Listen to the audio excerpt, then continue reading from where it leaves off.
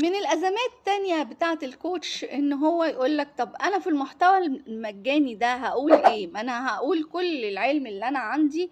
طب هقول إيه في الكورسات؟ يعني لما أدي المعلومة اللي أنا تعبت عشان أخدها في المحتوى المجاني هقول إيه في الكورس؟ الحقيقة المحتوى المجاني أهم بكتير من المحتوى المدفوع، لأن العميل لازم يعرف إن أنت عندك قيمة حقيقية هتضيفها له لما هو يشترك معاك في الكورس. فمش معقول انت مش هتقدم له ولو 10% من المعلومات اللي عندك، و90% هتبقى في الكورس بتاعك اللي هي بيد.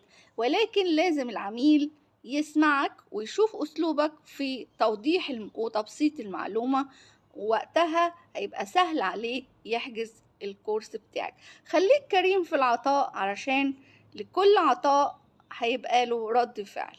لو انت مهتم تعرف ايه هي اهم ازمات الكوتش وازاي تتغلب عليها، اكتب في التعليقات مهتم، وهدخلك جروب الواتساب اللي هتستقبل عليه المحاضرة المجانية بعنوان أزمة كوتش.